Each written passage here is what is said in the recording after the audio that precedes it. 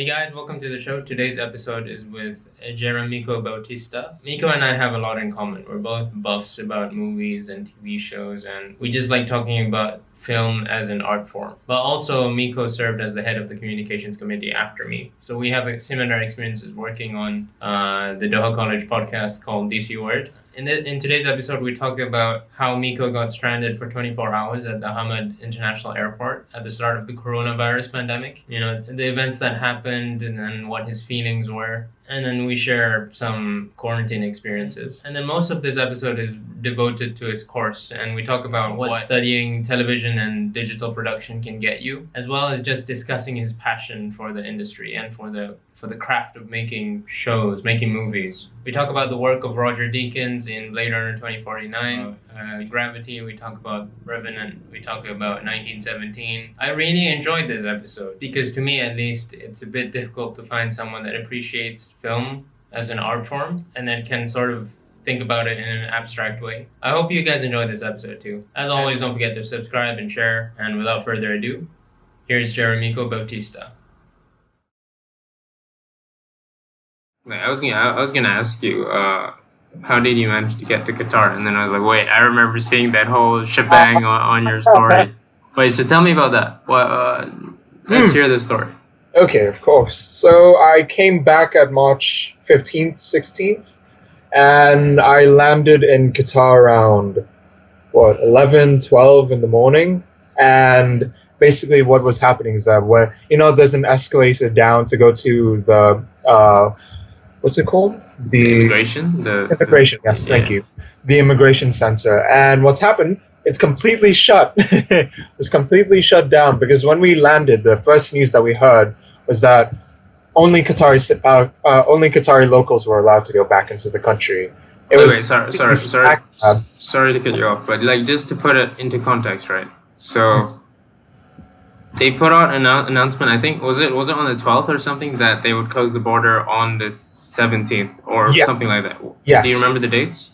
I think you were right about the 17th, and I came back, obviously a day or 2 days beforehand, and they just immediately smacked down the news because everyone was preparing to come back home at that time. Yeah. Everyone was making sure that they can see their families again, but they immediately, like out of the blue, just said, oh yeah, only Qatari locals are allowed, no other citizen, no other person can come into the country.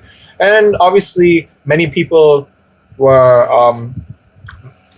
mad.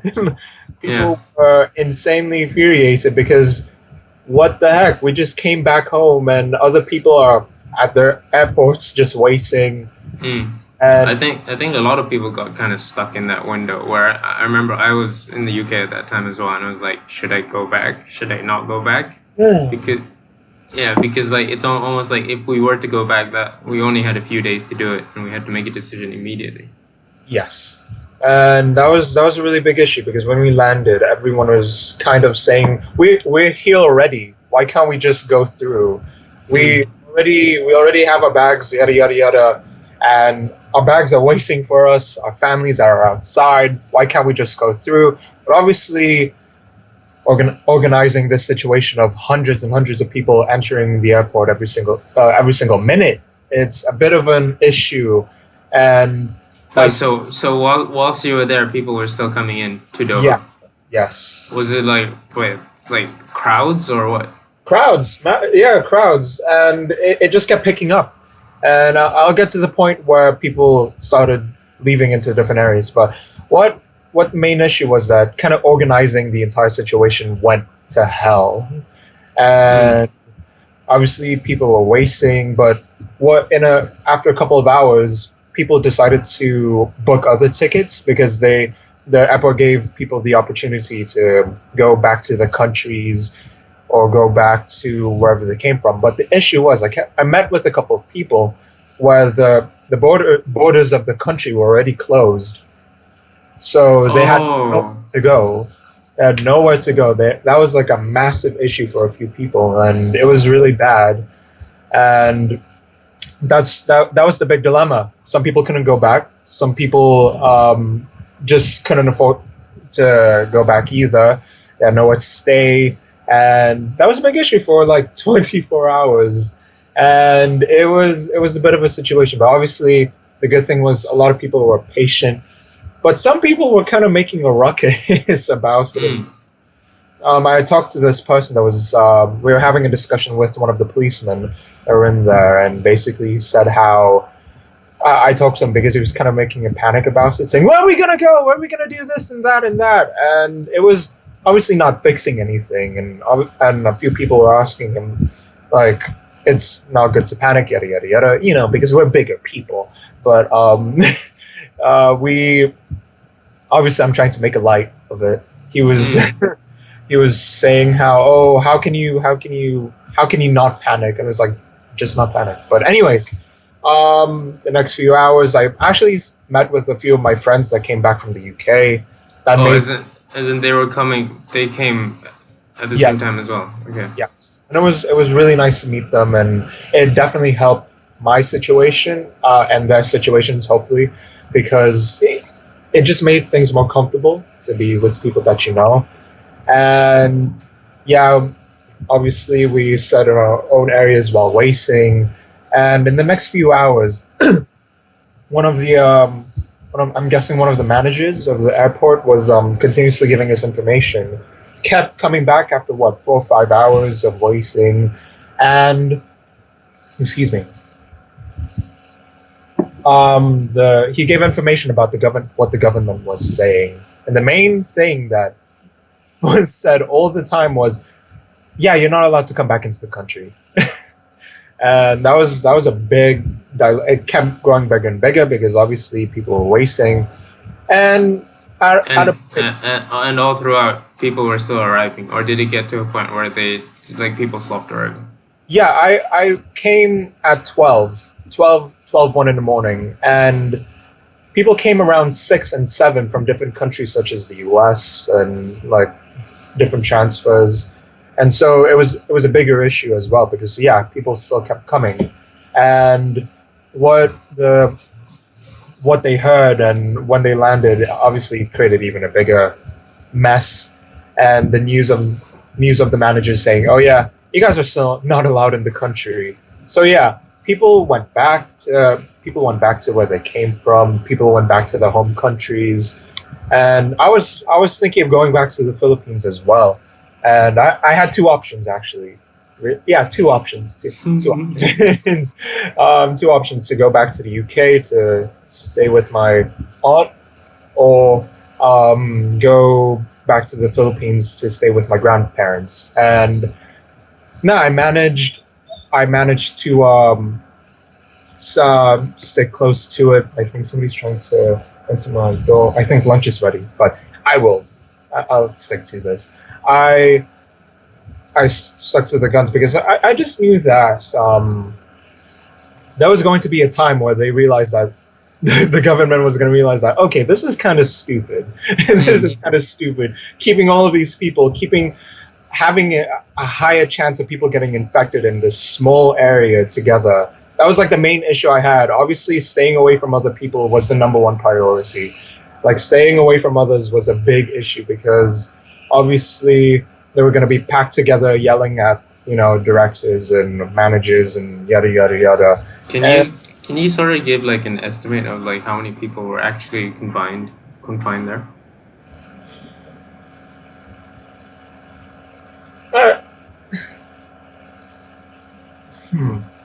How can I say this? Because like in the first few hours, just hundreds of people. And obviously it started to die out, but more people came in, but a lot of people left. So I can say in the last 6-7 hours, it's about, let's say 70-80 people there standing, and it's still a lot.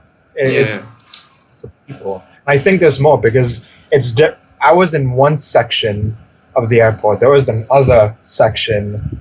And I think there's more people at that end, but my end had quite a few people. And so we were there waiting, and there was these small tidbits, these small moments where we're like, okay, we're going to go home. Because some moments we had to actually go these policemen set up a counter where you gave them your QID, they check it, they note it down, and obviously that gave hope to everyone. It's like, okay, we can go home now. Obviously that wasn't the case. We had to stick there more and more. We had to wait for information, and obviously it was really tedious. Everyone felt dusty in the clothes that they were wearing. Everyone was kind of being impatient. Everyone was sitting on the floor waiting, and it was a problem. But I'm happy to say that people managed. People were really dedicated to go back home, and by the grace of God, I was able to stick to that same cause as well.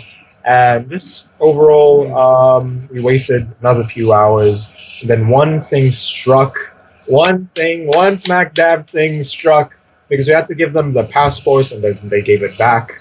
And oh my goodness, everyone rallied together, because I think it was like one of the heads of the airport or something. They had these sheets of paper containing the names of people. And so these people, if they called your name, you would be able to go downstairs, get your passport ready, get your ID ready, and then you'll be able to get your bags and go to quarantine.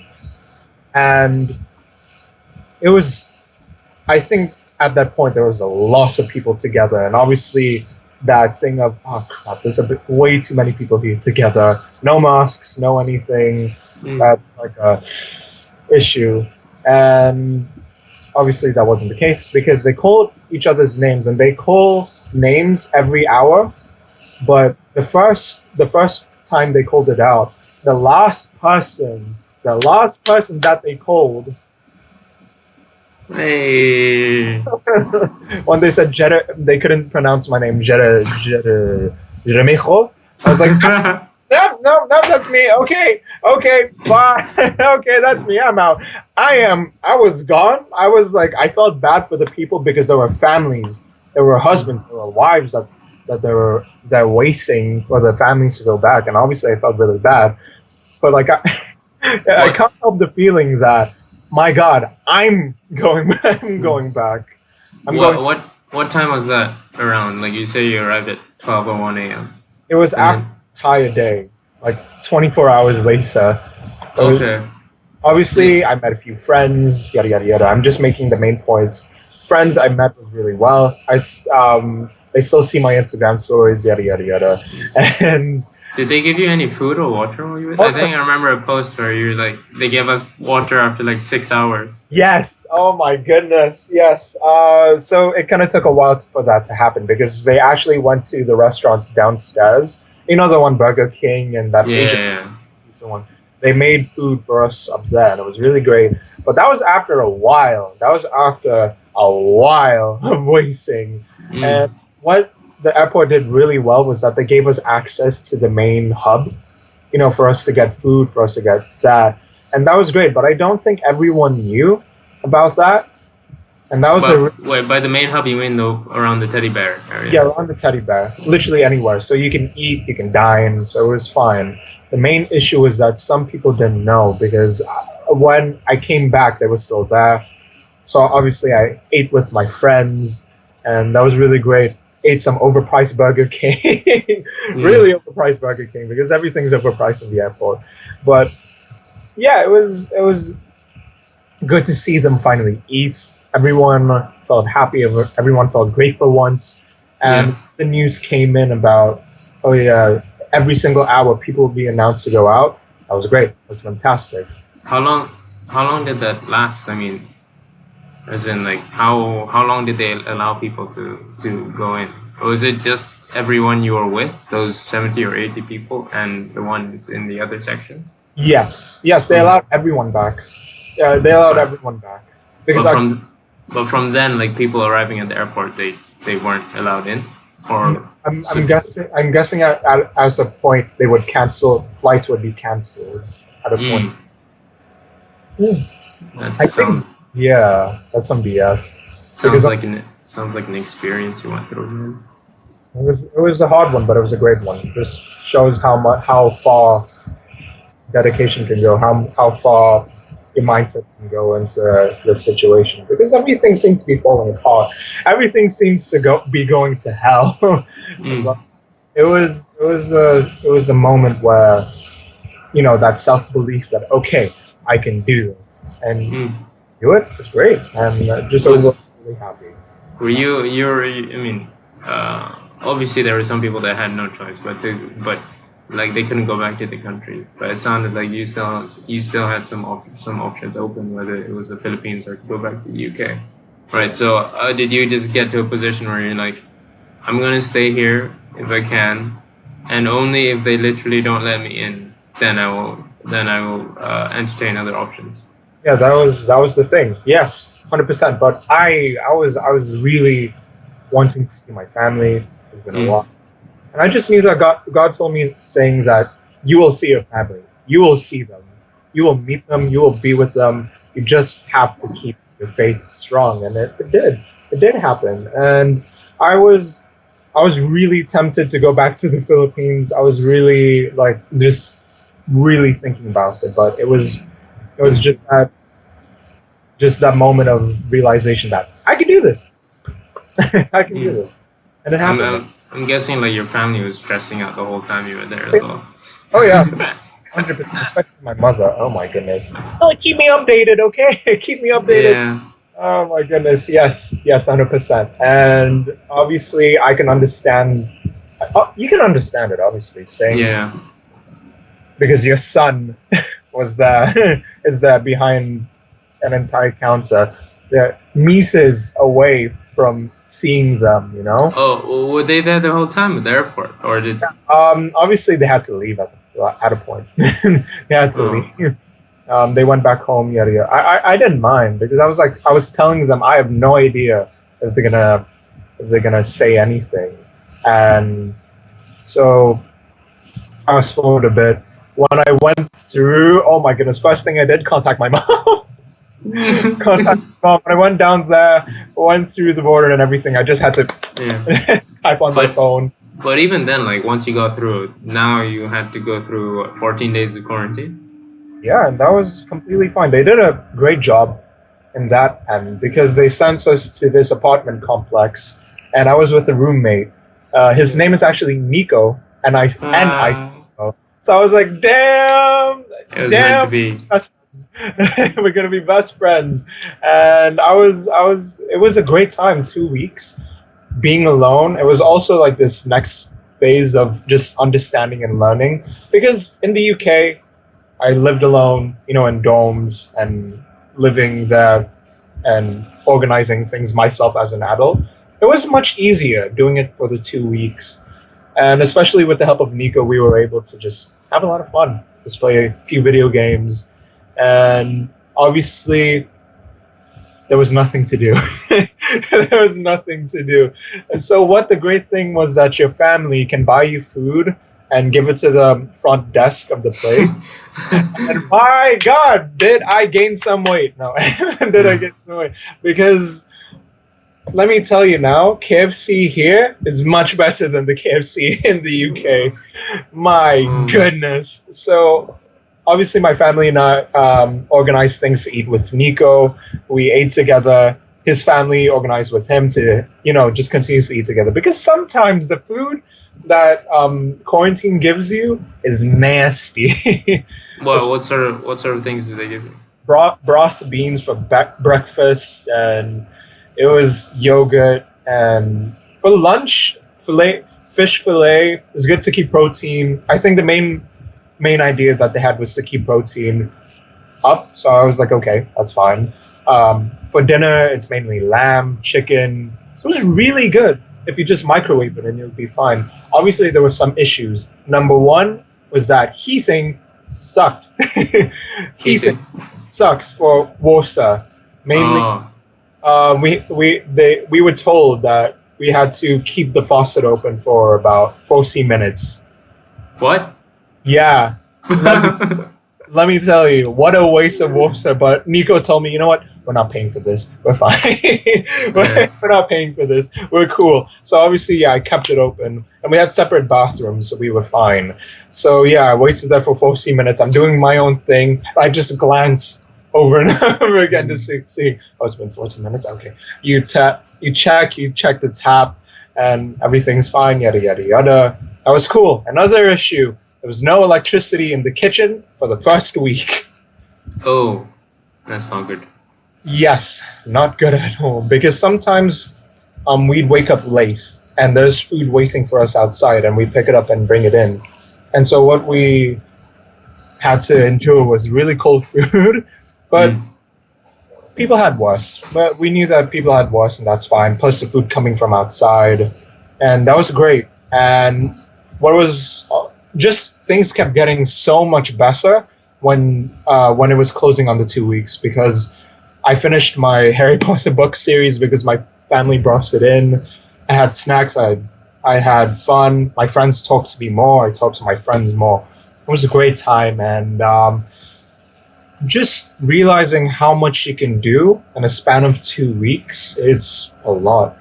And obviously, I was dealing with quite a lot of stuff in my personal life, but definitely those 2 weeks definitely helped to become help for the future for the person that I am now. And it was overall such a good experience. I do miss Nico. It was a great time being with him and being with friends. And now I continuously talk to my friends nearly every single day. And that's the best part about it. I think I can relate with you because I had to go through a 14-day quarantine as well. But I guess the biggest difference was that I did not have a roommate, so I was literally by myself for 14 days. Yeah, like what you said, one of the things that I really realized was just how much it really made me value human contact, because the most I would see is go and look through my the little hole in my door and look at the people leaving food outside for me. And yeah, so it was a strange experience. It's 14 days is a long time, actually. Yeah. Especially if there's not much to do. All right, so you've gone through 14 days of quarantine. What's it like when you finally get out? Oh my gosh! Oh my goodness! Oh my goodness! First thing I did, all right, because my dad picked me up, and because there were actually cases in my area. The door, the apartment right in front of Mico and I, they were confirmed. So obviously we had to. What? Yeah, they were confirmed. So we had to really distance ourselves.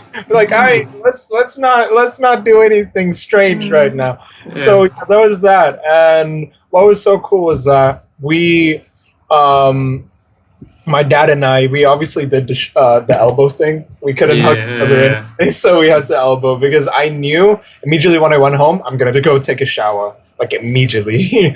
Yeah. So yeah, we bought KFC. When I went home, obviously, as expected, mother was emotional. Little brother punched me. Sister, what the heck? My dad was there. It was a great time, and I'm so blessed to be with family. And it made me realize then that not many people have the opportunity to see their families in these times. So just really just seeing how much blessings that I have, and it's good. And I just really pray for the people that don't see their families about to come back, and just makes it feel. It really just kind of humbled me down a lot, because he'd kind of take lots of things for granted. Yeah. Yeah, and it was a great experience coming back home and seeing my pets again, seeing just everyone. It was great. And straight afterwards, I took the longest shower in my life. You didn't have to wait 40 minutes for the water to heat up, though. Yes, because it was already hot as hell outside. And I think one of the things Sorry, go on. Oh no, I'm just saying how I'm happy to sleep in my own bed again now. That's all. I think one of the kind of wisdoms of this whole pandemic is it just goes to show how much we've been taking for granted. It takes something that entirely shakes us out of our normal routine for us to see what we actually have, whether it be as simple as shaking someone's hand, or giving someone a hug, or even just going out. And it's all these things that we've taken for granted are actually really, really valuable. Once we don't have it. All right. So you've been in Doha. So I guess you get to your home around April 1st ish. April. April 10th to be exact. April 10th. Yes. Okay, yeah, that makes sense. And you've been at your home since then. Yes, obviously doing groceries in and out, but yeah. I don't think I've ever been in Doha over the summer. So that's because like over the summer we usually go back to Malaysia, and I imagine like most people in Doha College they go back to their home countries over the summer. So what's that been like, especially with COVID season and everything locks down? All right, just to be clear, like even Doha without the COVID situation, it's boring. Yes, I was gonna put it a bit lighter, but yes, it's boring. So I can't imagine what it was like. There's no curve around. There's no sideways. No, it's boring. This place needs to liven up. Obviously, more restaurants have been opening. More things have been opening. Restaurants have been opening, and my family has been eating out. So that was fantastic. But God, jeez, it's been fine because I knew that I can't just sit on my butt every single day and do nothing. I had to do something. So I studied because in the future I want to be a director of photography, which is basically I want to be a cinematographer for TV. Oh my God, that's cool, bro. Thank you. I respect that.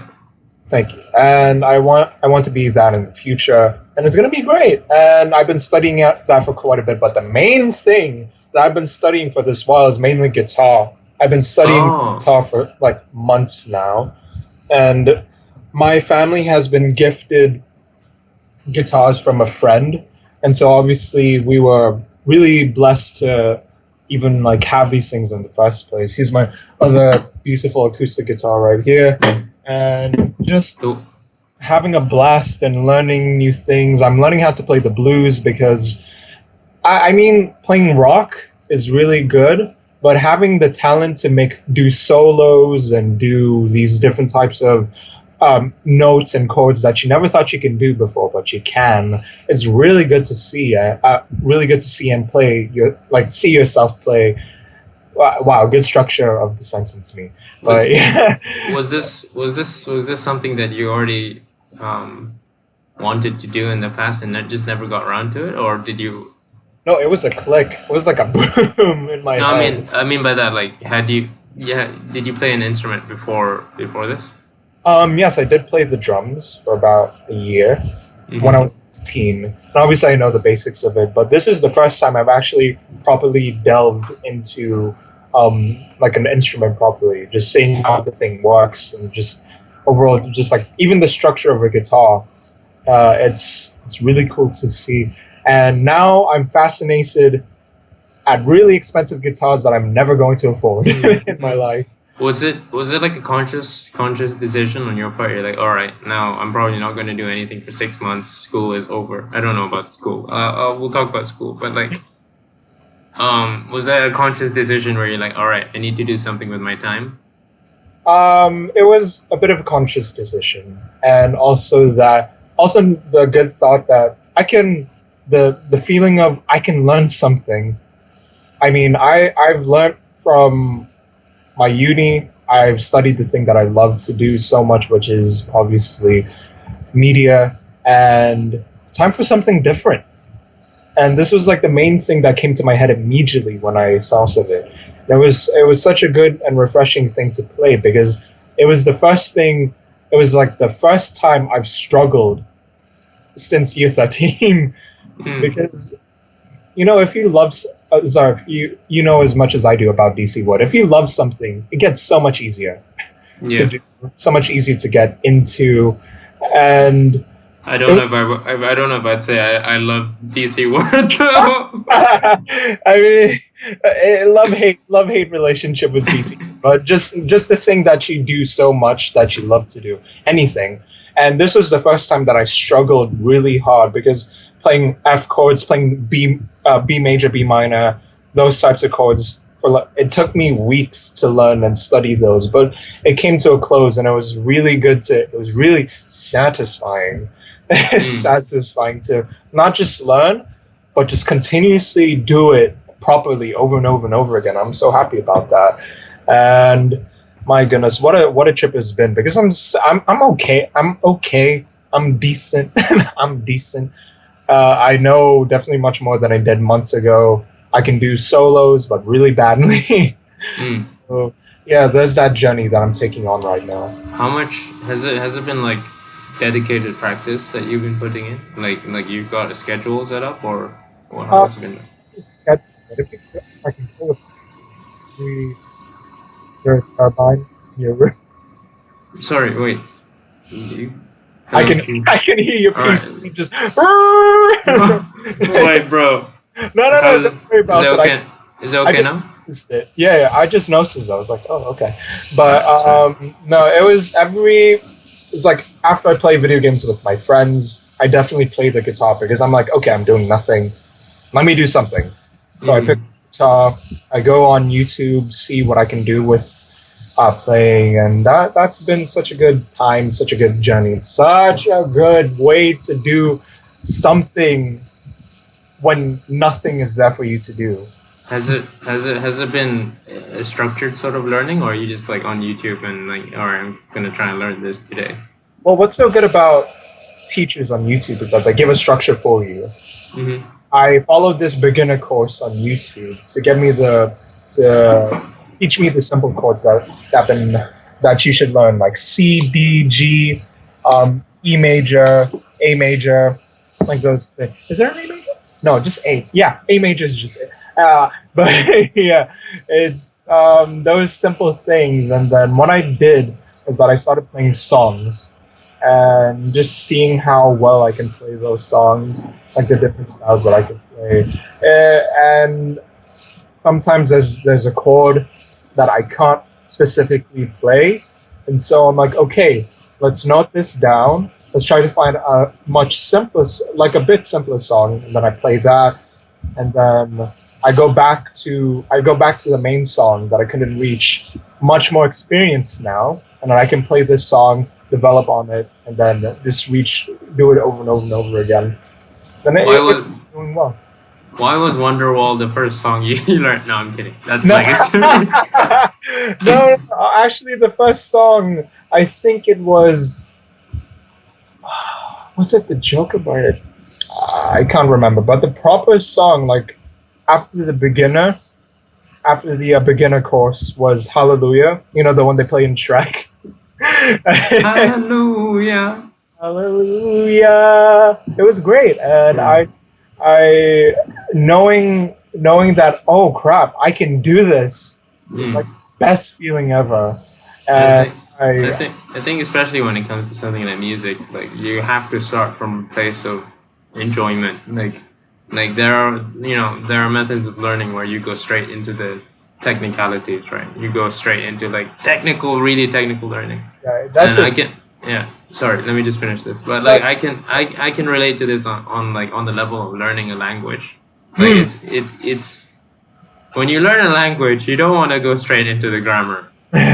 you wanna start off using just like easy phrases, right? Like what is it?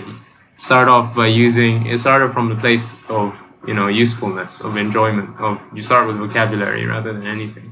And I think doing that in terms of music was a very smart way to do it. Yeah, and it's such a bad situation to just go immediately into technicalities, because you just need three simple chords, then you can develop so much more, because you can make songs just out of two chords. And it definitely helped with that. You do make a point indeed with that. What did I want to say? I think like what a lot of people have realized with this COVID thing is like the very first reaction that we'll have is like panic, right? But then once people like calm down, I think there was like a certain point where people started turning it on its head and being like, wait, actually this is an opportunity, Well, when else will you be home for like 6 months? And I think this relates more to people that are actually working, and students as well to an extent. But like you'll be in one place for 6 months, and that's just like such a big opportunity for growth if you treat it properly. But for what it's worth, like I always and like it impresses me actually to hear you just like pick up something and stick with it, because it's actually really difficult to do something like that. Thank you very much. Where do you see it going from here? Where do you yeah. I mean, if I can really pick it up and stop playing the blues like religiously, I mean, I do already. It's something strange, but I mean, when I go back to the UK, one of my first priorities is to buy a guitar, buy an electric guitar, semi-acoustic for those who are listening. It's a model called the Epiphone Casino because it's a cheaper guitar, but it's good playing. And because I'm a uni student, I'm gonna be broke as hell. You know it as much as I do, and I really want to develop it. And maybe in the future I can see myself maybe play for my church or play in a band. It's those main things that I can do in my free time, and it's good to progress, not just with my cinematography career, but just any career, to be honest. Just create a bigger path. All right. Okay, let's talk about something that I'm personally very interested in. Because obviously we both come from a place, so I think we both have a background in media when it comes to like making videos, especially. So I want to know how was first? Like, wait. Okay, so you finished A levels. You know, like how sad it is leaving everyone, but then you start this whole new journey in Middlesex. Okay, first tell me what you're studying again. What's the course title called? Studying television and digital production. Okay, and that's specific. What is that kind of like? What does that set you up for? Like, what's the course description? It's mainly setting you up for multiple areas in the TV industry. So mainly we're studying studio. We're studying in the studio how a studio structure works. How it's not just cameras in the main studio, but also upstairs in the gallery. You've seen pictures of people in one room with multiple TVs in front of them.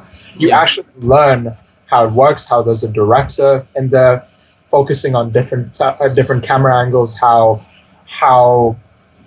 to move a camera in a studio as well in a fixed area, how to coordinate with one another from the studio to the gallery, and vice versa. And just also how to have fun in the worst situations ever. Because sometimes situations don't go afloat. Sometimes these things don't really go to plan. And it's just how well you can coordinate with others and how good it feels to actually see things finally fold together after such a kingdom collapsing. It's good to see. And one of the big, actually it was a really big project that we had. It was from this charity company that holds plays for children.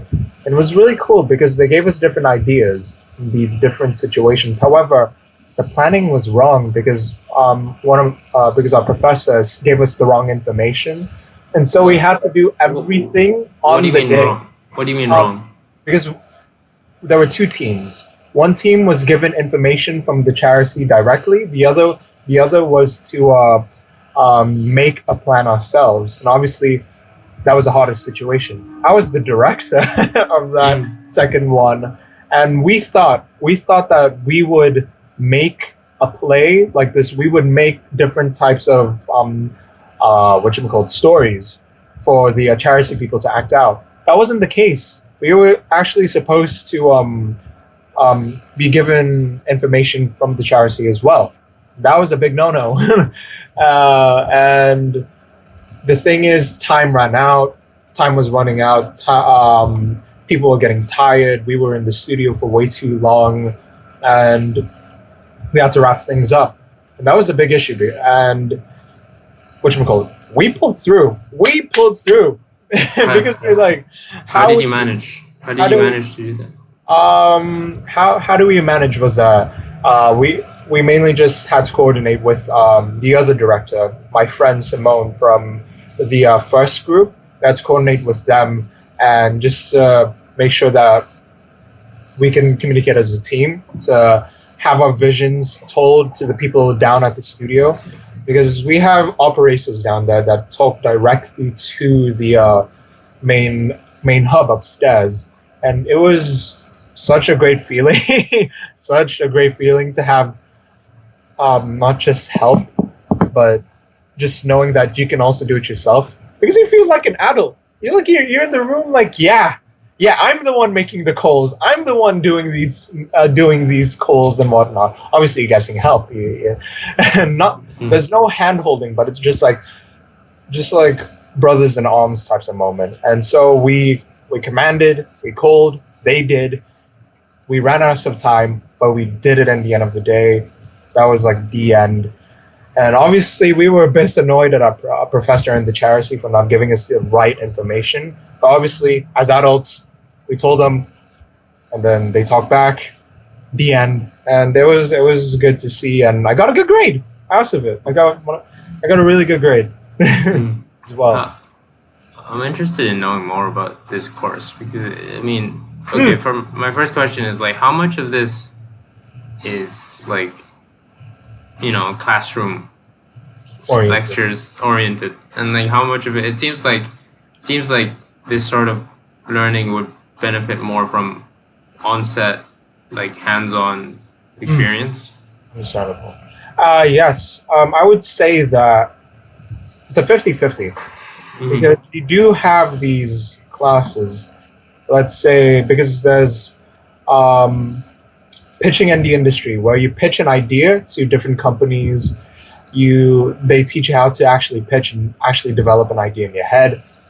You have shooting on. I'm trying to remember because it's been a while. Shooting on location, where we are taught how to actually the different roles of what a director is, what a producer is, what a writer is, what a director of photography is, and the actors as well, how they work, how they produce, and how they work together. And we also have a studio, obvious by its name, how everything works in there. And then we have, I can't remember the last one. But the last one's about the history of television, how media has developed through the years, and how we have to evolve as an industry to react to these changes, and how much we can do. Because remember when Netflix was like peaking, Netflix was destroying companies, and then now we have Disney Plus, we have HBO Go, we have the UK TV box, which is a thing. Because it's all of the British shows. It sounds horrible, I know. I think that's fake. I think you just made that up. No, it's no. Yeah, I'm kidding. And these things, because they had to adapt. We can't just do channels. We can't just do satellite TV forever because it's not working. People want on the go. They want to choose what they watch because it's satisfying, and it's very, very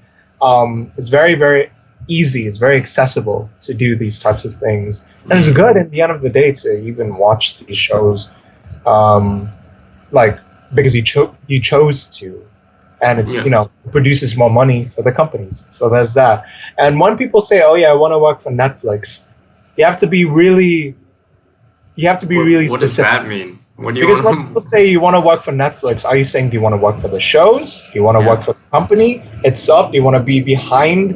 You want to be behind the programming? Do you want to actually work for one of these companies?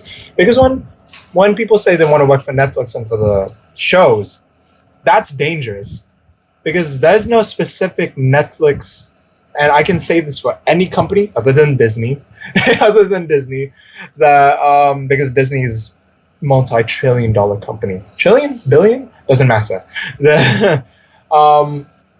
You have to be aware that they have to get like companies from specific countries, because they film in different areas. They film in different countries, and you have to get film companies from that specific region to work for Netflix. They have to contact them. They bring the equipment. You have to call a specific company in that country to bring the equipment as well. So Netflix is like this just kind of floating hub, and it's calling these people out for help. Yeah, Netflix, like from my understanding, it just seems to be like it's the what do you call it? The biggest. It's just the producer, right? It funds projects, but it's not. They don't have their own in-house production team. Is that correct? Yeah, it doesn't have its own in-house production team, from what I'm aware. But it's those types of things. That's the main four that we are learning. And we got a bit sidetracked about how Netflix is killing people. But yeah, it's so fun. It's so much fun because it's something that I've been wanting to learn forever. And having the opportunity to do that, especially in London, out of every city, every country, being in London helps so much because the BBC is just 30 minutes away via the tube. It's just 30 minutes away, and I visited the BBC as well. I was in one of the shows as well. Wait, what do you mean? Like a TV show or like a? It was a TV show. It was shot live. It's called The One. I know that one. No, I don't know that one. What are you talking about? It's shot in one of the studios in the BBC, and I forgot which area it is in London. But it's definitely, it was an experience because as a TV student, you see how these different areas work, how the camera crew works, how the directors they're standing, telling us how to act, how to react to the specific jokes that they say, and just seeing how everything works is so cool and how it's actually really professional, but also very laid back. These people are just, they're not dressed like fancy. They don't look the cleanest, but they're still really into it. They found the passion for good reason, and seeing that is really encouraging as a TV student. You're like, damn, that's where I can be. Okay, that's really cool. And being part of the show as well is really cool as well. I think I'm interested. I there was a moment in my life where I did briefly entertain going into the film industry, but to me it was just such a, there was like no clearly defined path to it, that it was almost just like, you know, a pipe dream up in the air. So I'm interested into like, what is it? I mean, so this education that you're getting, this course, it's trying to gear you towards a career in the film industry, whether it be TV or whether it be movies or films. Or not one career, but many careers. What's so good about this specific course is that it teaches you multiple areas in the industry and enhance you in that area, because you can aim for one thing, like me. You can aim for one thing, but it can certainly help in, like, especially the first few years. Like, let's just say you want to be a director of photography for everything is falling apart. Excuse me. You want to be take your time. It's okay. You want to be a director of photography, obviously, but you have to go through many layers because somebody already has the job. There are other people that want the job as well, so you have to kind of dumb down. You have to dumb down, and you have to do this other thing, and that's fine. You know why? Because you learned how to do it, and it's so like the progress of building up your career. Then you eventually get into that position that you want to be in because it's what you worked for, and it's the main thing that you ask the person, basically the people pitching you are looking for, and it's so good. The course is great, and obviously sometimes there will be moments where you're like, what the fuck? But yeah, it's so entertaining and so much fun to study and learn and just have fun in things that you love. I think especially in a field like that, and especially in a course that you're doing, it's like the only people there are the ones that really want to do it, and so I guess you'll find everyone's passionate. Yes. What happens? I mean, what happens after the degree? Like how? What does a career path look like? Like, where do you go after you finish the course? Obviously, you would look for work, and the uni is really good because it helps you find that work as well. you have sources such as LinkedIn. LinkedIn is such a blessing because even if you're just a student, you'll find multiple job opportunities that are waiting for you. And I've seen many job opportunities that I'm like, damn, that I'm really interested in as well. But it's so, how would I say this? It's so intriguing that it's really supportive because it's such a tough industry. It's so hard to get into because there's people like me. There's people like me that are really into cinematography. They're really into cameras. They're really into how a frame looks. They're out there, and they want to fight me to get into a job. That's how serious this thing is, and the uni helps. And we have such close contact to the BBC, to ITV, to Channel 4. That's how I say is an advantage, but obviously other universities have that link as well. But we have people after 3 years, they're in the same position that I want to be, the director of photography for specific shows, and it's a patience game. It's a waiting game. You really have to be patient in this industry as well. I guess it's probably not. It's probably not specific to. I mean, yeah, it's not just TV. 100%. Yeah, it's kind of exaggerated, I guess, a bit in the TV industry, in that it does seem like a small pool, right? That it's a very difficult competitive market, like you said. So I guess my question would be like, in this sort of situation, how do you set yourself apart? So apart from them, you just have to have that. Is it simply by the standard of work that you produce? I mean, I would say the stereotypical thing that, oh yeah, I have more eagerness than that person and that person. But how I would say this, that I'm very adaptable to the specific type of art that you want to produce for a show, because shows can have that specific look. It can look very lazy. You can have a zoom in lens all the time, or you can produce other shows from different shows. A show called something with the F word. End of the effing world. Yes. The framing. I forgot the director of photography there, but he does a great job because it's a specific art style. He films on film instead of digital, and he makes adverts for different companies. It's that type of situation as well. You have to be adaptable. You have to be smart. You have to know what the director and producers want, and I can adapt to them as well. So I'm just kind of like that. But it's interesting. I mean, not to like.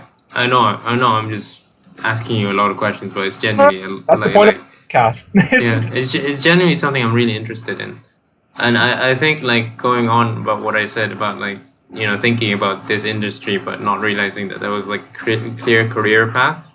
It seems like a lot of the high profile. I think one of the things I thought is like a lot of the high profile actors or not even actors, producers or directors, the ones that work in the industry. Did they have similar backgrounds in that they were professionally trained, or like from what I've heard, it almost seems like they just happened into their position by chance. Oh my gosh. Let me tell you now, luck is a massive factor of success. Luck in this industry is so important, because you can obviously have a show that just started, and some of these guys, let's just give an example. Rian Johnson, the dude that made The Last Jedi. He also directed some Breaking Bad episodes. Yeah. He got into a position which is really good because obviously he studied beforehand. He came from a show that did really well. Jumped into Breaking Bad, that's good. But if you're starting a show, you can easily be put into a position, and it comes down to two things. Either the show goes really well, and you can stay in that position, and you do really well, or the show falls apart and it gets canceled. It's those types of things. So luck plays a good part, but also hard work and determination and patience. Obviously, those are stereotypical, but it's really, you have to keep it in mind, 100%. And it's also whether or not you are willing to go through this harsh process of, oh yeah, I have to do this, to this, to this, and then now I'm in the position I want. You have to kind of tell yourself, are you ready? Are you really prepared? But obviously, that's why Middlesex and all of these other universities are preparing you for these different positions. That's what's so good. And my position is very difficult to get into, but I'm willing to go through the harsh process of it. I think when I see you, when maybe in a couple of years, I don't know if it's a couple of years, maybe in a decade or two, when I see you on stage accepting an Oscar from Roger Deakins, I'll be like, Roger Deakins is that. I'm just saying. I think from for what it's worth, I think you certainly have the drive for it. I mean, obviously, like you said, it's a lot to do with luck, and it's not just restricted to this industry. We could say that about everything. But I really hope it goes well for you. I mean, you have my respect for going down a route that's probably not the most conventional. Did you? Yeah. Gosh. Did you fight someone? Oh no. Yes, I was wrestling someone in jiu-jitsu and I got carpet burned. Ow. But I would say thank you very much for your comment. I mean, it's easier said than done to this type of situation. I have to study a lot, and one of the main issues, to be honest with you, that I have is self-doubt, because you have so many of these other people that want the exact same thing as you do, and sometimes I kind of tell myself that I don't know if I can reach that level, but it gets that rebound. And obviously with the support of God, my family, my friends, I'm able to kind of knock myself out of that hole and say that I can do it. But it's a loss to take into. You have all of these other people that are pushing. You think that you're doing well. Oh no, that person there who posted on YouTube about all of the things that he did. Oh yeah, he wants the same position as you, and it's very terrifying. It's very self-doubting. Yeah. Minded, but it's just a main focus on I can do that, but better. That's how much you can push yourself to do. Where is my charger? All right. I'm still interested into I'd imagine what you're doing is okay. It sounds like this course is setting you up with the skills that you need in order to succeed in this harsh industry. Mm-hmm. Is it also kind of making sure that you prepare a sort of portfolio that you can show to prospective workers? Yes, it's a good idea to make sure to work with others, like higher years, lower years, because they will do side projects, or they'll do projects for their end, and you can work for them. And obviously, it's not going to be big positions like the director or anything, but you can also ask them to work on the side, to work on another project that you can just do out of the blue. What I'm doing right now is with friends, and with my friend Simone, Ethan, Chris. We're making this type of, do you know this thing called BuzzFeed Unsolved? Yeah. Like with Shane and Ryan. We're doing something similar, but just a bit more wacky. But a bit wacky, and we've already posted our first episode on Vimeo, and I'll send you a link later. It was for a group project, but it was actually a project for our uni. But we liked it so much that we're gonna do a second episode just based off of out of sheer loving it.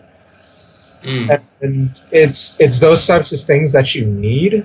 All of these things that you've done in the past for a portfolio for the future. And you can show these people that are hiring, oh yeah, I can do this, and just show how flexible you are, but also show how good you are in the specific area that you want to do. So yeah,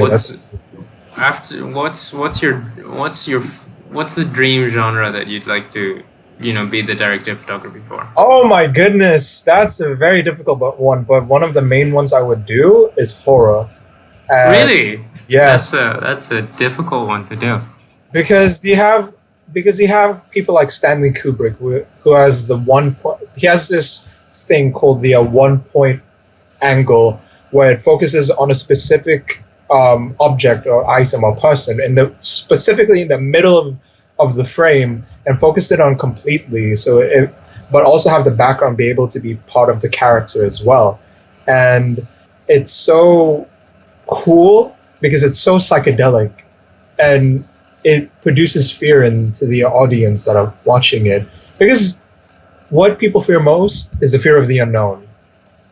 And with horror genres, obviously nowadays it's very stereotypical for jump scares, for these spooks, but having a slow burn build, and having people think that they think that they just saw something in the background, or oh crap, was that her or him on top of the stairs? Having that level of control of the camera, but also create this sense of like unease, and also this, what's it called? What's the fear where you're afraid of small spaces?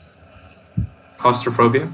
Yeah, claustrophobic. Like you're in a small space, you can't do anything about it. You're forced to move with the camera.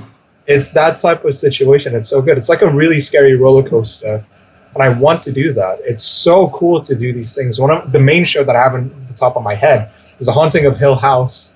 Yeah, I've watched that. Yeah, I haven't finished it yet, but I have to finish it, definitely.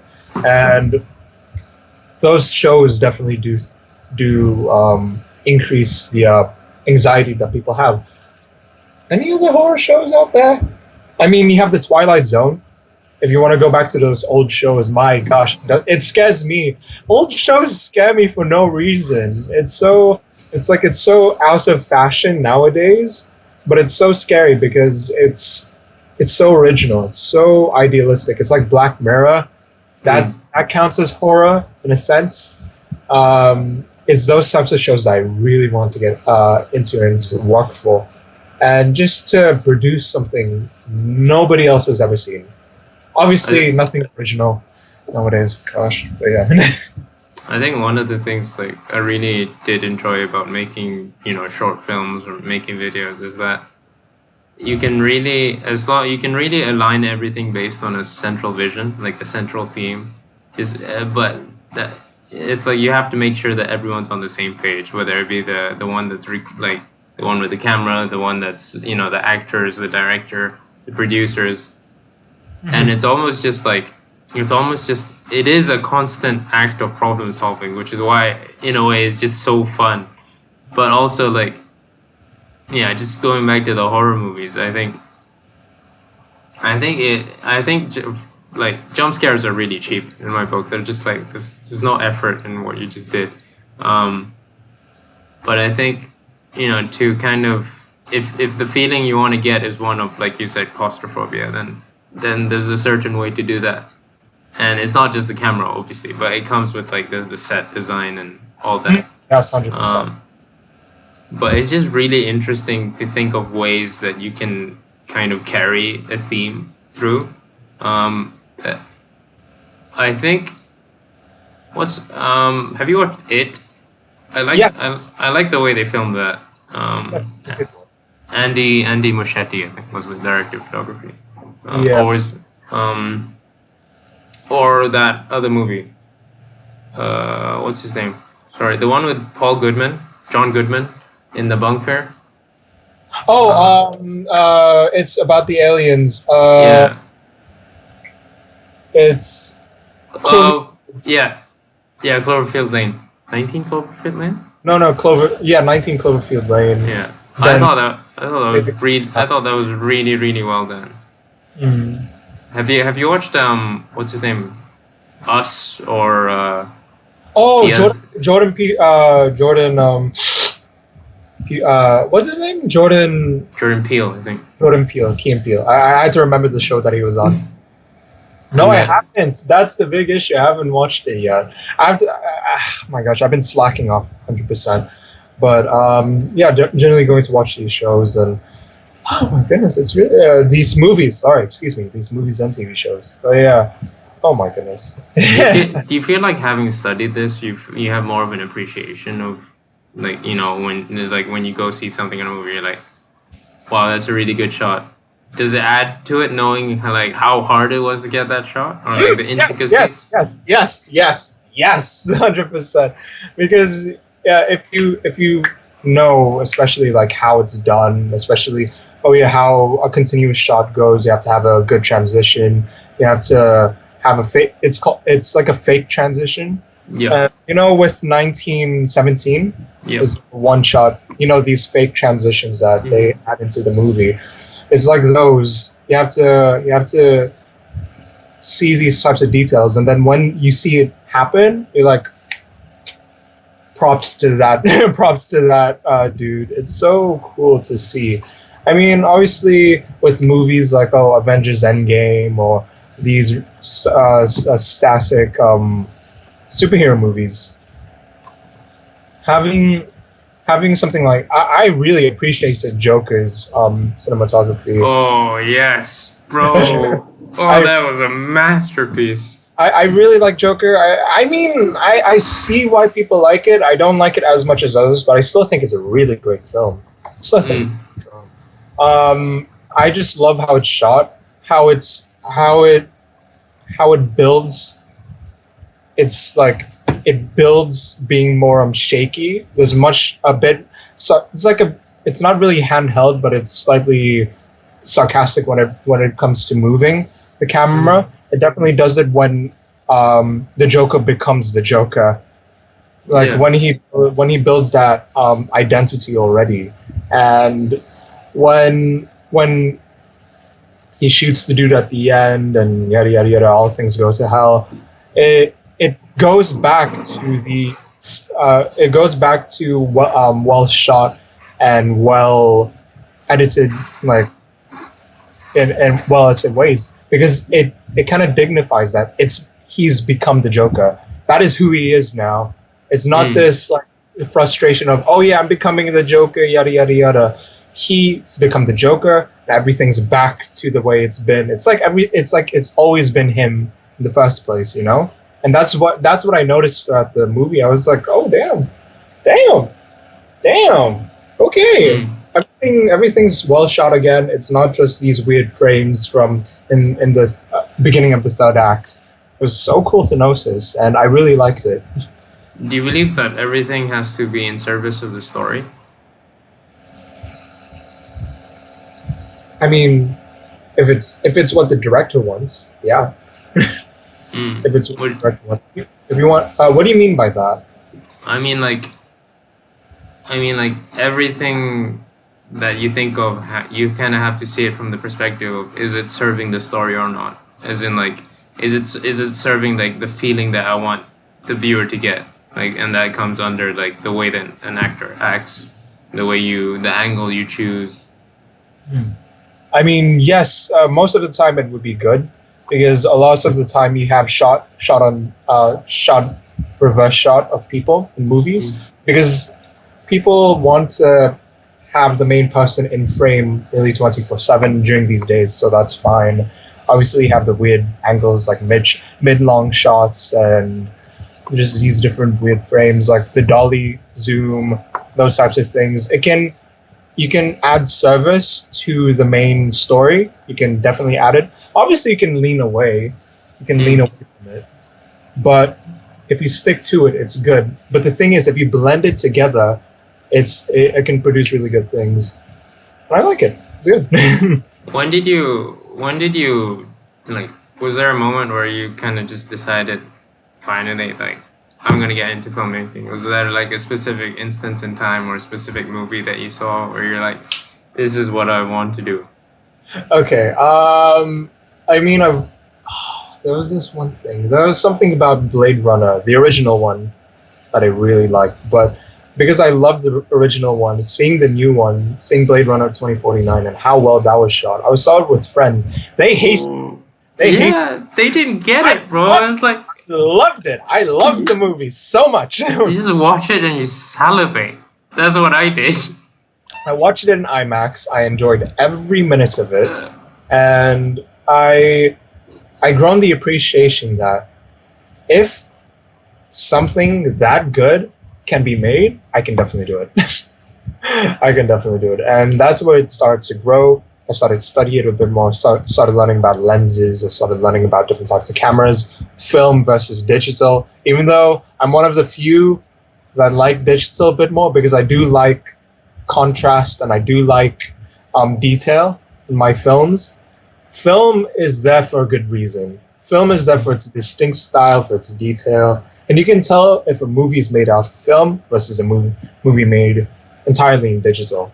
And what's so cool is that what Blade Runner taught me is that you don't always have to stick to the genre norms. You don't always have to follow what everyone else is doing. Do you have a specific example that you're thinking of? Oh yes, completely. In the movie, I can give you an example right now. Ryan Gosling's character is speaking to his higher up in the first act of the film, where he's given details about a mission that he's going to do about after they recover a body, and it's a wide shot, and it's a shot of outside of the window continuously. It's raining. The main detail is raining. It's what you call it. It's still in focus of Ryan Gosling and the main higher up, and you have to keep aware that it's not just like continuously edited over and over again. It's stuck in that shot for like a pure 30 seconds, and you go back into the building, but you still have the detail of the rain. You still have detail of the higher up. You still have detail of Ryan Gosling and how he's kind of paranoid about the situation that's going on. You have to keep on detail about how good the framing is as well, how well shot it is, how it's a low angle shot, but it's not the usual low angle shots that you have in films where it's kind of moving. Everything's still, everything is quiet. The only thing that's moving is the rain and people's emotions, and that's what's so cool about that shot overall, because you don't see it all the time. You see movement, you see a lot of moving shots as well. And what I do like about films now, especially like let's just say, which studio is that again? It's this company that made movies such as Moonlight. You know Moonlight, right? No, I haven't. Okay. Oh, I've heard of it. Is it Studio Canal? No. Yeah, Studio Canal. Yeah, I think it's Studio Canal. And The Lighthouse with Robert Pattinson. Yes, Pattinson and Robert Redford, I think. I can't remember. Yeah. But yeah, those they kind of come from small companies, but they show to large audiences, and they show how well movies can be shot, not just with the most stereotypical things, and that's what I enjoy about it so much. And it's prominent rise. People are studying film more and more because of these things, and it's good. It's such a good sight to behold. I think like people don't realize it, but when everything works well, like I mean because what you're seeing is like that's one of the most important things that in a movie. That's the most important thing, what you're seeing. Well, arguably the most important thing. So it's like when it works well, people almost don't realize how much work it took to put that. And like someone like Roger Deakins, for example, when you see his film and you actually know the amount of work that sometimes these shots take, it's like it almost becomes like a love letter. Like he's doing it just for the love of the craft, Yes, exactly. And what I would say, oh my goodness, when you mentioned about it, it's one of the hardest things. If it's so good you don't notice it. Yeah. Oh my goodness, there's other areas, not just with the camera, but with also because with camera and angles, it's definitely like a self-taste. Someone can like it, someone will not. There's always going to be people that don't like it, but there's always going to be that middle ground that everyone will like it, and that's where really good cinematographers come in. Now we have other areas such as sound. Imagine you can always tell if sound sucks. Yeah. But if it's so good, you won't notice it. That's how important that is, and that's how a TV show, how a movie is made overall is great. And Yeah, I love Lessa to just how passionate the director of photography is. It's so amazing to see, and it's definitely something that encourages people like me and even people like you. You know, just like you that anywhere you there you like the thing you like the thing you would love to invest more into it, and even like normal people that are watching it, they see it, they know how much director of photography put into it because you can notice it. That's how key it is, you know. It's like I it, wanna. Sorry, no. Finish your thought. it's just the last sentence. It differs good cinematographers from bad cinematographers. You see how passionate they are. Mm. I want to push back a little on what you said. Like, yeah, the really great cinematographers do what everyone else kind of like appeal to the greatest number of people. But I mean, for me, it's like the danger of seeing it that way is like it's almost like they're doing it for the audience. And I think when it comes to like really good films, you realize like when behind it, they're not doing it for someone else. They're just doing it for themselves. So I it's like, you know what I mean? Sorry, go on. For what has happened is that the cinematographer has to definitely work with the director. Well, because, obviously, it's the director's vision that everyone has to kind of fall under. and what I would say is that it's like for them not doing it for anyone. It's not like it's a bad thing when the audience is when the audience think that it's for them. It's just like an appreciation thing. It's just that if you can appreciate it, cool. I appreciate my work. You appreciate my work. That's fine. If you don't appreciate my work, that's fine.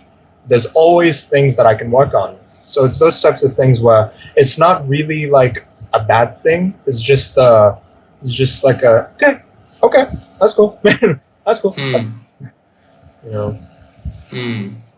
What do you think of like these films that are all shot in one shot, or Like Birdman, continuously? Birdman 1917. They're fine. I specifically enjoyed Birdman and how well it was shot as well. Having these different transitions, not just like fake ones, but there was this specific shot where it went from night to day, and it showed a timeline of the sun coming up, and it slowly panned down to the main character. It was great, and I love that specific level of. It's not really continuous, but it is. And they experimented not just on close-ups, but from long shots, from mid-long shots to extreme close-ups, to from having a perspective from the audience, from doing all of these different types of things. It's so cool to see because you can do so much with long takes, with long shots as well, and especially in 1917 as well, the most recent one. And I don't really recall any other major motion. Gravity, The Revenant.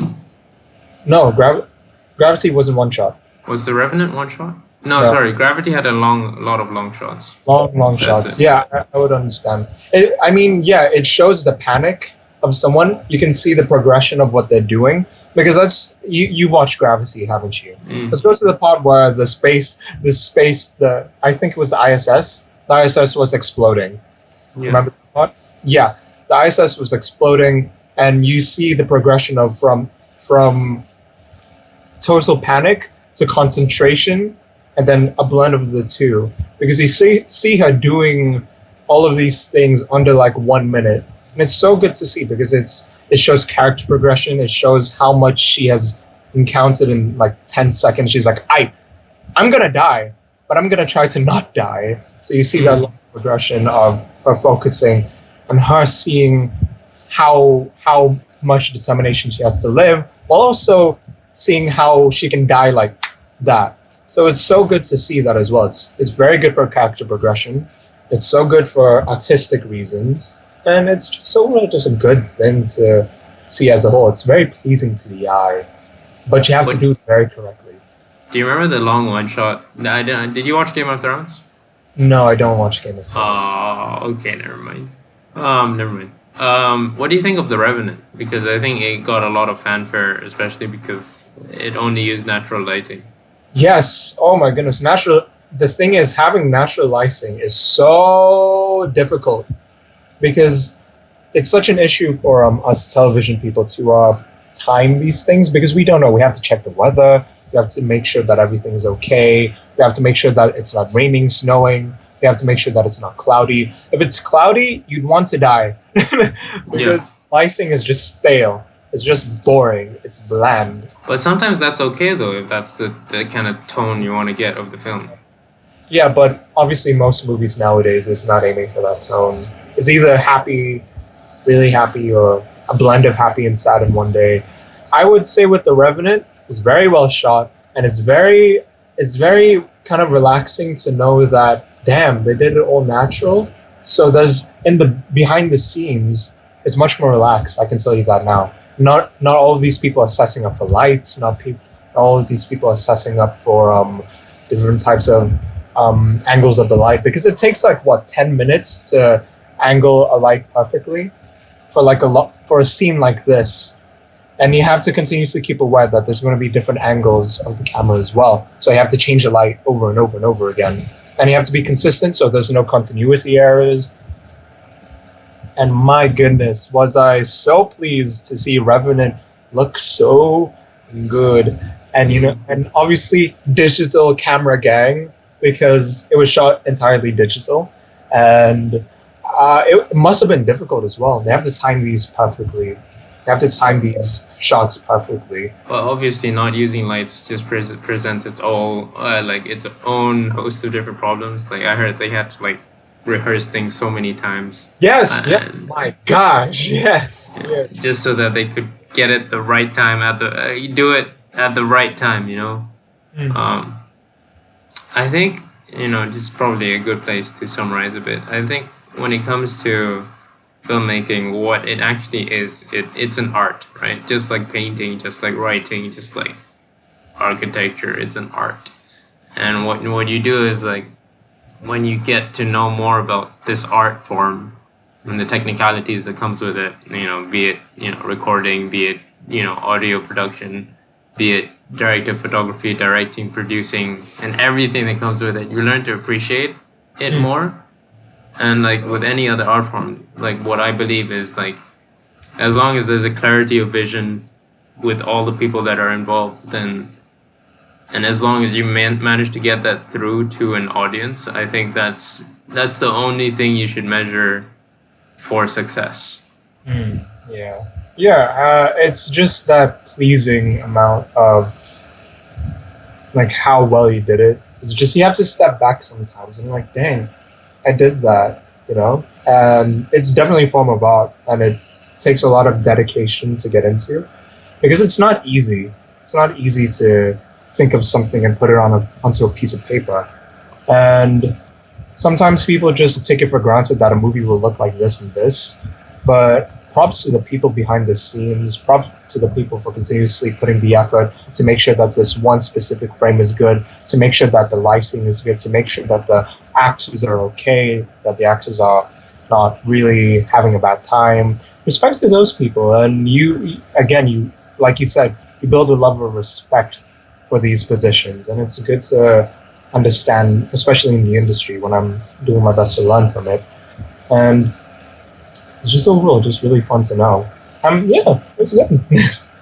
So this is something you'll be doing for another 2 years? 2 years, yes. All right. And coming from, DC, and having be taught media and jumping to the next level, it's so like wow, it's like a big like eye opener to how much you can do as well. And obviously with DC Word, it helped a bit. Yes. Oh my gosh, let's get to DC Word. It definitely did like help to see how well you can do in uni, how much you can do, how much potential you have, and how much you can actually live up to that hype. So it's so much fun and so good. So yes, it's so like that. It's that feeling to feel. So so your dream scenario would be to finish your course and then just be the director of photography for or is it shows you want to do or movies? Shows, mainly shows. Why is that? Why What's not that? movies? Why not movies? Because movies, it's kind of hard to like television. It's kind of hard to get into. But what's so what's so hard about it is what's so good about television is that you can continuously go through it. You can bounce from one show to another to another. That's what I do. And it's so fun to just sit down, relax, and just work overall. And It's a bit more of a sustainable kind of career, I guess. yeah, I mean, it's very similar to film. Like, I cannot say that any more clearly. It's very similar to film. But In obviously, what sense? In what sense do you mean? remember when I talked about structure? Like, Yeah. oh yeah, this position to this position to this. It's like that. But with TV, you kind of know what you're going to get. Yeah. With movies, kind of a gamble. Mm. A bit of a gamble, but you still have the stages. Mm. So what I like also about shows is that you have a bit that it's just so good to work for TV. I don't know why. It's just me. I just really like working for TV. For what it's worth, like, Mico, you study television and digital production. What do you think? Like, for what it's worth, you have my respect for following your passion. You know, it kind of sucks because I want to talk a bit more about like how you got on with the first year of uni, but it just turned out to be just like us fangirling over TV and media. Nah, it's fine. I don't blame you. It's so interesting to talk about these different mediums of media. And then the amount of people that actually like have an appreciation of the art itself, or like, you know, it's like you can have technical knowledge, but it's like you need to appreciate it as well, like as an art form. And like it's hard to have these sort of conversations with people because like a lot of people would just like, you know, be on the surface and like it's really cool, and then you can't get more in depth than that. And I'm like, well, what's so special about it is that you can introduce them to it. You can just mention these one or two things in the background, and obviously, I like to talk. I like to talk a lot. So just having these discussions with people and just sprinkling a bit of information about the industry, it's good. And knowing about it and being a part of it, it's so nice to talk about in the end of the day. And I do want to talk to people more about it. I want to introduce people to it. And it's kind of difficult because, again, people watch movies for the fun of it. People watch movies like horror movies for the fun of it. No matter how bad it is, people still watch it. I think there's been like an influx of these, you know, like shows like do you watch Nerdwriter? Or like another one is another really good YouTube channel is Every Frame of Painting. No, I watched this show called I watched this thing called Lessons from the Screenplay. Oh yes. I remember. That one's good. That one's good. It seems like the platform is like YouTube as a platform is just so easy for someone to get on. Of course, the danger is that they're not qualified enough to actually be talking about this. No, they can still the magic about it is that they can still talk about it in the end of the day if they don't understand it, but they still know about it. That's what's so cool. And obviously, there's going to be a moment where you're going to look at them like, okay, but there's you still have to. I still appreciate when people sometimes see the way you see things in movies and in television shows.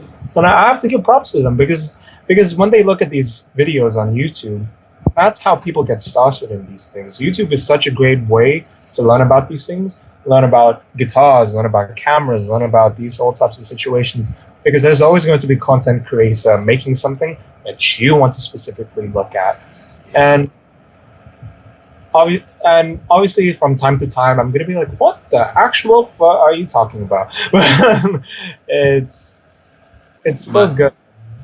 Yeah, I guess with movies, like what we've been talking about, it is art, and like you can be wrong about some things with art, but you have to be really, really out there to be wrong when something is subjective.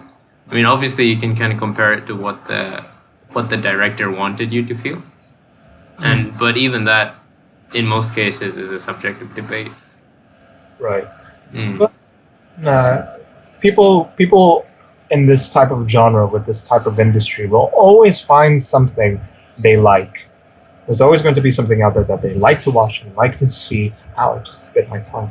But it's